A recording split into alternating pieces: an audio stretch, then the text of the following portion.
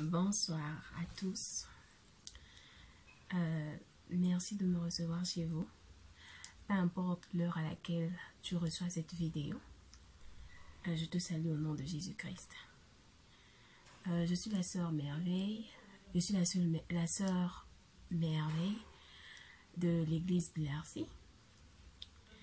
Je viens encore vous apporter un message. Je viens par ce moyen de Facebook, Instagram, WhatsApp pour vous apporter ce message. Parce que, étant qu'enfants de Dieu, nous devons dominer sur toutes les plateformes. Peu importe les réseaux sociaux, mais le plus important, c'est de savoir dans quel contexte utiliser Facebook, WhatsApp et tous ces réseaux sociaux.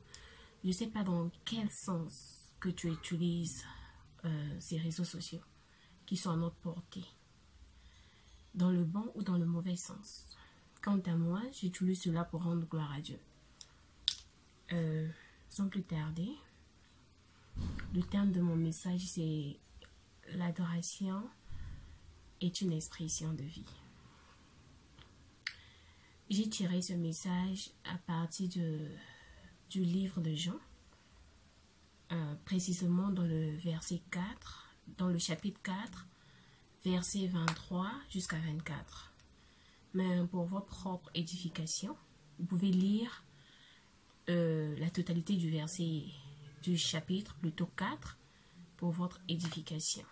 Donc, je ferai une petite prière avant de commencer.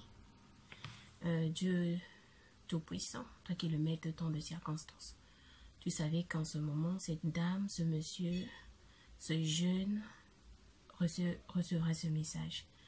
Voilà pourquoi je te prie de toucher les cœurs, parce que la Bible déclare que vous connaîtrez la vérité vous affranchira. Seigneur, que cette parole puisse toucher les vies, que cette parole puisse changer la conception des vies, que cette parole puisse apporter une nouvelle vie, une nouvelle connaissance. Par le nom puissant de Jésus, j'en suis prié. Amen. Et je lirai ce verset. Le chapitre 4, verset... Nous sommes dans le livre de Jean. Chapitre 4, verset 23, je lis. Mais l'heure vient, et elle est déjà venue, où les vrais adorateurs adoreront le Père en esprit et en vérité. S'il vous plaît, dans votre Bible, vous pouvez souligner esprit et en vérité, si vous avez une Bible avec vous. Si vous n'avez pas une Bible, prenez même un bout de papier, ou soit avec votre téléphone, vous pouvez toujours noter cela. Vous pouvez souligner en esprit et en vérité. Ce sont les deux mots-clés que j'utiliserai durant mes explications. Je reviens sur le verset 24. Dieu est esprit et il faut que ceux qui l'adorent en esprit et en vérité. Ok? C'est vraiment intéressant. C'est pas par mes propres mots, c'est pas par mes propres analyses, ni par mes propres observations que je suis arrivée à définir qu'est-ce qu'est l'adoration. L'adoration, c'est une expression de vie. C'est une expression de vie. Suivant les explications, vous saurez comprendre qu'est-ce que je veux dire par là. Je vous avais demandé de souligner en esprit. C'est ce que je m'en vais définir ou expliquer maintenant. Ok. Comment adorer? En esprit. Dieu est esprit et ceux qui l'adorent doivent l'adorer en esprit et en vérité. Être esprit, c'est pas être invisible. Non, pas du tout. Certains se poseront les questions, mais je suis en vie, j'ai la chair. Comment ça pourrais-je adorer en esprit, en vérité? Être esprit, c'est pas être invisible. Pas du tout. Voilà la réponse de ta question. Nous allons lire dans Galates 5, verset 24. Galates 5, verset 24 nous dit que ceux qui sont en Jésus-Christ ont crucifié leur chair avec ses désirs et ses passions. Donc, quand tu adores Dieu en esprit, Ça veut dire que tu es une personne qui a crucifié sa chair. Donc, abandonner le mal pour suivre Jésus. Tu marches dans une vie de sanctification. Tu marches dans la sainteté. Tu marches en conformité avec le Saint-Esprit. C'est ce que ça veut dire en esprit. Je poursuis. Dans Galates 5, verset 16, la Bible dit « Marchez selon l'esprit ». Là, c'est Paul qui parle. « Marchez selon l'esprit et vous n'accomplirez pas les désirs de la chair. Car la chair est faible, mais l'esprit bien disposé. » Et ça revient au même contexte. Être esprit, c'est crucifier la chair avec ses désirs.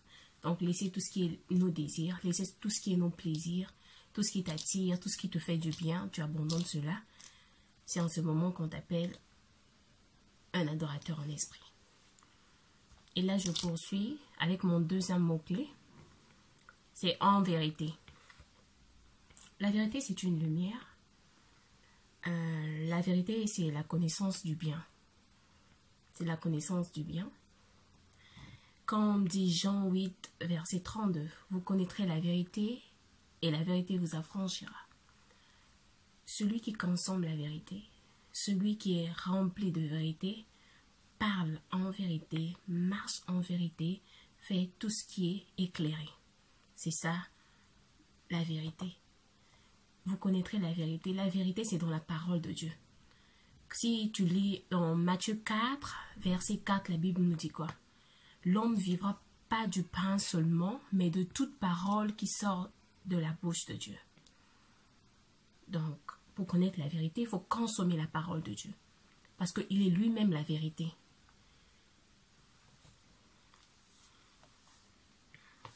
Après avoir défini tout cela,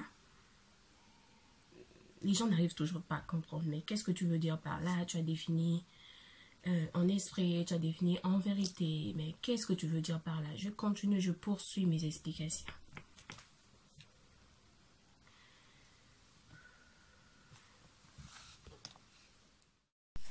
En soi, l'adoration, c'est pas toujours dire à Dieu ce qu'il est.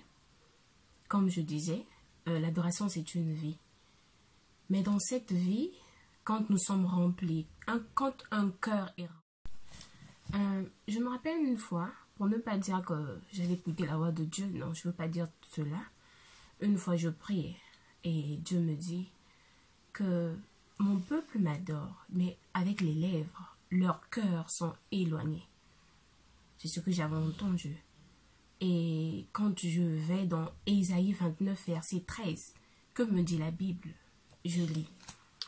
Le Seigneur dit, quand ce peuple s'approche de moi, il m'honore de la bouche et des lèvres, mais son cœur est éloigné. Mais son cœur est éloigné de moi.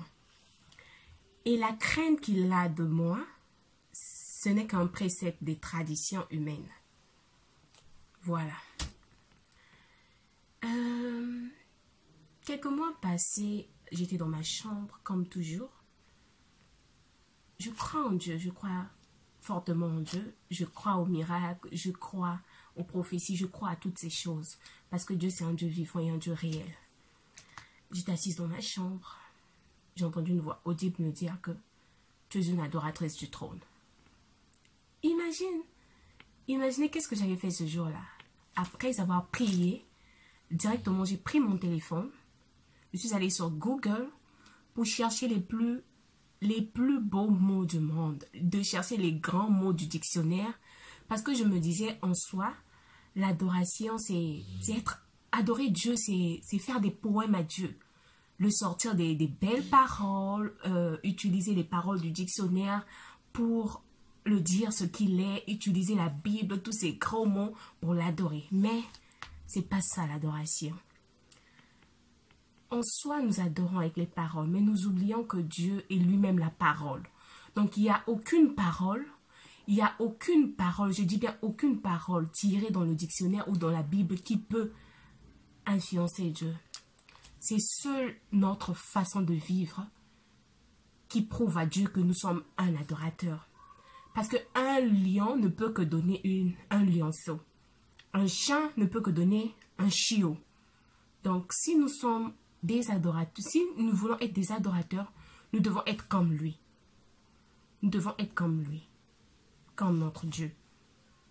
Nous sommes imitateurs du Christ. Dans Matthieu 5, verset 48, la Bible dit quoi? Soyez parfaits, comme votre Père céleste est parfait. Dieu n'a pas dit, vous êtes parfaits comme moi. Non, Dieu a dit, soyez parfaits. Donc, on apprend à devenir parfait. On devient parfait. La perfection ne viendra pas par tes propres efforts. Étant humains déjà, nous sommes d'une nature pécheresse. Nous sommes d'une nature pécheresse. Être parfait, la perfection, c'est quoi? Imparfait que nous sommes, nous approchons de celui qui perfectionne l'homme. Étant que homme, ce n'est plus moi qui vis, mais c'est le Christ qui vit en moi. Le Saint-Esprit est en nous. Le Saint-Esprit nous aide à nous perfectionner. Le Saint-Esprit nous aide à changer nos incapacités, nos infirmités. Ne te dis pas que comment ferais-je pour être parfait? Je dois fournir des efforts, je dois laisser ceci, je dois laisser cela. De tes propres efforts, tu ne pourras pas. Tu ne pourras pas. Voilà pourquoi je t'apporte la bonne nouvelle. En te disant que seul le Saint-Esprit peut t'aider à changer ta façon d'être. Seul le Saint-Esprit peut te perfectionner afin que tu puisses atteindre cette capacité d'un vrai adorateur qui adore le Père en esprit et en vérité. Donc en soi, tu dois laisser le Saint-Esprit te briser. Tu dois laisser le Saint-Esprit te transformer. Nous sommes... Au fur et à mesure que tu nourris l'esprit qui est en toi, tu nourris l'esprit qui est en toi, l'esprit prend le dessus sur ta chair. Et tu te rendras compte que tu ne seras plus dominé par tes désirs. Tu marcheras comme Christ, tu parleras comme Christ, tu feras la volonté de Dieu. Donc laisse le Saint-Esprit te briser. Toi, en retour, qu'est-ce que tu dois faire? C'est nourrir l'esprit qui est en toi. Nourrir l'esprit en lisant la parole, en suivant les prédications. C'est ça, nourrir l'esprit. Je ne sais pas si vous comprenez ma conception. Là, je poursuis. L'adoration, par définition, connue par tous, bon, par certains, je dirais. L'adoration, c'est dire à Dieu ce qu'il est. C'est ça la définition. C'est vrai, oui, c'est parfaitement ça, mais cette définition n'est pas complète. Pas du tout. Pourquoi? De nos jours aujourd'hui, l'adoration est devenue comme une étape inclue dans le culte. Parce que, comme dans mon église, nous avons plusieurs étapes pendant le culte. Nous avons l'étape de confession, l'étape d'adoration, l'étape de louange, et c'est ça. Donc, l'adoration est inclue comme une étape dans l'église.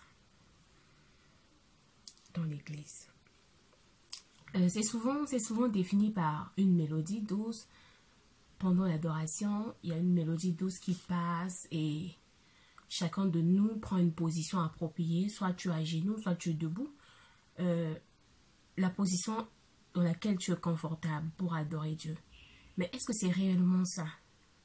Prenons l'exemple des chrétiens du dimanche. Là, je ne parle pas des chrétiens matures, je parle des chrétiens qui vont à l'église que les dimanches. Parce que l'église, c'est un corps composé de plusieurs membres. Donc, quand nous allons à l'église, c'est une association des membres qui forment un seul corps. Donc, quand nous adorons tous l'Éternel, nous devons adorer de la même manière afin que Dieu puisse faire descendre sa gloire. Mais qu'est-ce qui se passe dans l'église aujourd'hui? Les chrétiens du dimanche. Pendant la semaine, tu es occupé, tu vas au travail, comme ici en Afrique du Sud, on dit souvent busy. Tu es busy, tu es occupé, en train de faire tes chichis, tu fais tes trucs, tu vas au boulot, tu fais les travaux ménagers, tu es occupé, tu n'as pas le temps pour Dieu. Tu n'as pas du tout le temps, même pour le saluer, même pour te mettre à genoux pour le dire merci, tu n'as pas du tout le temps. Et le dimanche, tu t'apprêtes pour aller à l'église. pas d'intimité avec Dieu pendant la semaine. Pas de contact avec Dieu pendant la semaine. Pour toi, c'est normal.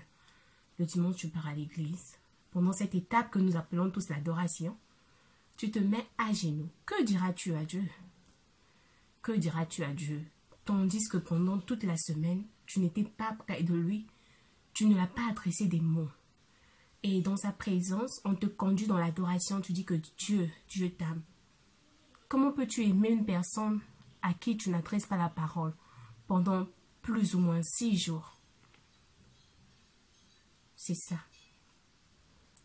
Les adorateurs d'aujourd'hui. Tu vas utiliser les mots, tu vas tout dire, mais Dieu n'est pas là.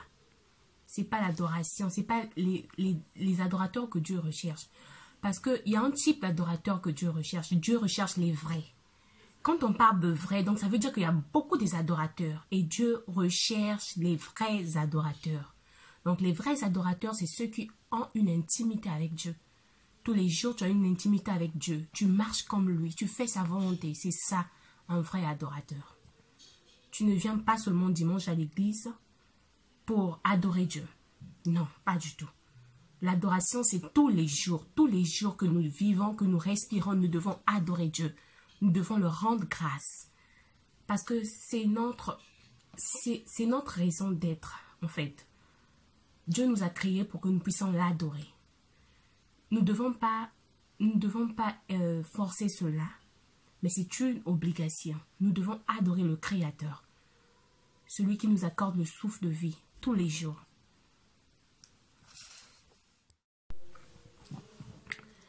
En fait, l'adoration, c'est pas toujours dire à Dieu ce qu'il est, mais plutôt être comme lui, marcher comme lui. C'est ce qu'il attend de nous. Celui qui adore pendant 2 heures n'a rien fait. Tu vas à l'église, tu adores Dieu pendant 1 heure, tu n'as rien fait. Celui qui adore Dieu pendant 5 heures du temps, tu n'as toujours rien fait. Et celui qui adore Dieu pendant 23 heures et 59 minutes, tu n'as pas toujours accompli la volonté de Dieu. Voilà pourquoi je dis l'adoration, c'est une vie. Notre vie d'abord, en soi, c'est une adoration. Tu peux te mettre dans la présence de Dieu sans dire un mot. Même ton silence doit adorer Dieu. Ton cœur doit adorer Dieu. C'est ça qu'on appelle l'adoration. L'adoration, c'est pas sortir des gros mots. L'adoration, c'est pas influencer les gens du genre tu es dans l'église, dans la foule, tu élèves la voix, tu pries à haute voix. C'est pas ça l'adoration. C'est pas ce que Dieu voit. Dieu voit un cœur disposé. Un cœur disposé. Une vie de pureté qui se présente à lui comme offrande d'adoration. Je crois encore à cette époque qu'il y a des hommes et des femmes intègres qui existent. Je crois. Des hommes comme Job. Il y a encore des hommes intègres dans cette génération. Voilà pourquoi, dans ces moments de confinement, ne reste pas scotché sur WhatsApp, toutes ces choses. Mais prends le temps de méditer. C'est une occasion que Dieu nous donne. Nous sommes à la maison, prenons ça dans le bon côté. Que faisons-nous dans nos maisons? Tu t'ennuies, oui. J'entends les gens dire, je m'ennuie aussi. Mais ma priorité en ce moment, c'est connaître la parole, lire la parole. Que fais-tu à la maison pendant ce moment? Tu es sur WhatsApp, tu es sur YouTube. C'est pas mauvais de se distraire parce que chaque chose a son temps. Mais je t'assure, il n'y a rien de mieux que de connaître la vérité.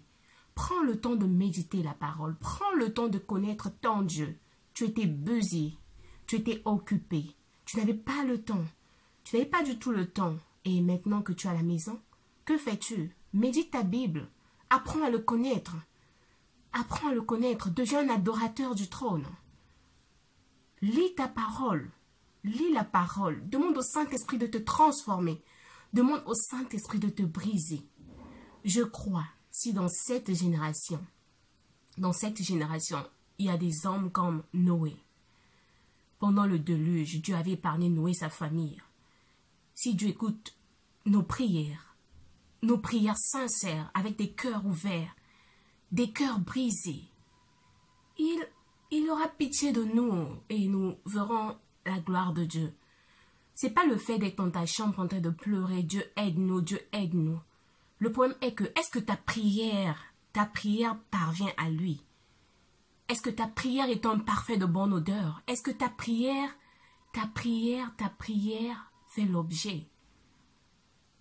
Est-ce que ta prière touche le cœur de l'Éternel? C'est pas le fait de crier, c'est pas le fait de pleurer qui va changer la situation. Récemment, j'avais médité sur le livre de Jonas. Jonas, Dieu l'avait... La Bible me dit quand Jonas arriva à Ninive, il a commencé à crier, à parler au peuple. Qu'est-ce que le peuple avait fait? Le peuple de Dieu s'était rabaissé. Du plus grand au plus petit, ils étaient en jeûne, en train de prier, afin que Dieu puisse avoir miséricorde et compassion de ce peuple. À la fin, Dieu avait pardonné ce peuple. Dieu n'avait plus détruit Ninive parce que ce peuple avait pleuré, ce peuple s'était mis en deuil, ce peuple était revêtu de sac, ce peuple était à genoux, ce peuple était affamé en train de prier. Que faisons-nous dans nos maisons? Prions-nous réellement? Prions-nous réellement? Prions, s'il vous plaît, prions, demandons miséricorde et compassion. Et je sais que ce Dieu-là qui écoute les prières, ce Dieu qui écoute les prières nous fera grâce. Prions. Arrêtons d'être distraits. Arrêtons de nous dire que nous sommes boring, nous sommes à la maison, il n'y a rien à faire. Tu as au moins quelque chose à faire. Prends ta Bible, médite. Tu as le temps de manger, mange quelque chose. Tu as le temps de prier, mets-toi en prière. Ne te soucie de rien, ne t'inquiète de rien, Dieu est au contrôle. Je vous remercie de m'avoir suivi. Je sais que j'ai beaucoup parlé, mais pour dire des bonnes choses. Je vous remercie pour le temps que vous m'avez accordé. Je sais que j'ai beaucoup parlé. Mais pour dire quelque chose de bien. Toi qui recevras cette vidéo, n'hésite pas à la partager. Parce que le peuple de Dieu a besoin d'être édifié. Et je crois qu'une prochaine fois, je ferai un live pour développer un autre sujet. Si Dieu nous fait grâce. Si Dieu nous fait grâce. Que Dieu vous bénisse. Que Dieu vous couvre par son sang. Que la protection divine soit sur nous.